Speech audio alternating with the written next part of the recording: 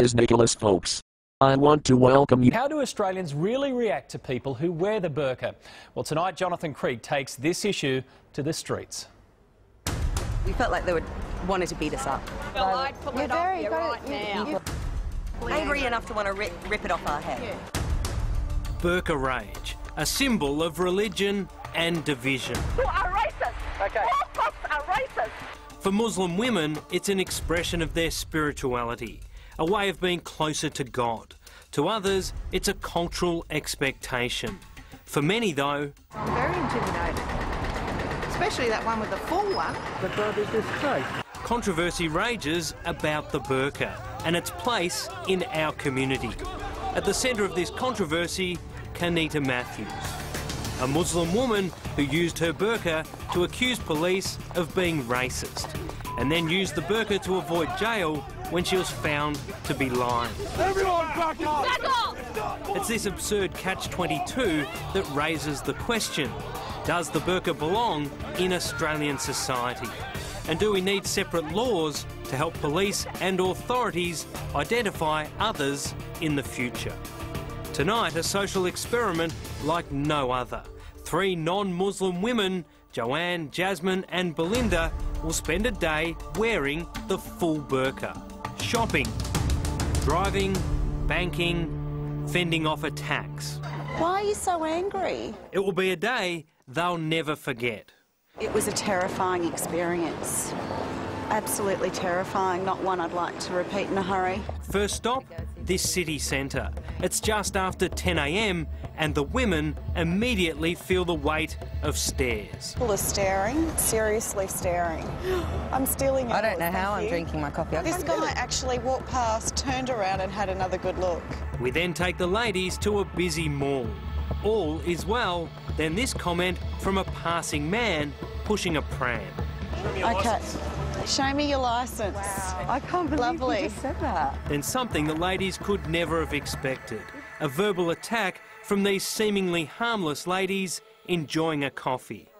You're very good at If you thought I was real. Yeah. Ah. So you can A see lot of her anger. right. You can't see yours. Why have you got yours covered and they haven't? Because it's my choice. Your choice is Well, right. that's ridiculous. It's not in a free country then. Why are you so angry? Angry. Yeah. The side of you want not. us.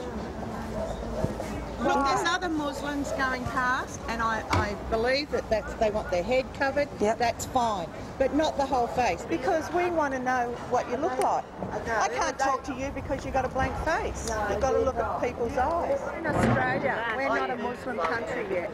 They must be ugly. They're covered up. She was completely covered up. Her name is Marcia Clark. We caught up with her after their exchange. I just said there's other Muslims walking around with a scarf on their head. It's not confronting, but you can talk to their eyes, talk to their face. I just don't like it. It was racist. I actually thought, my gosh, I don't actually feel like being proud of being Australian when I hear something said like that, because is that how most people think? I don't know how well I'm going to be able to drive in this. How would our women go driving with the full burqa? Joanne was game to take on peak hour traffic with the head garment on. Here we go. Wish me luck. Out onto the main road. Oops. Keeps kind of moving up into my eye. She feels the glare of other motorists It's amazing how this affects so many people. and has difficulty particularly with her peripheral vision.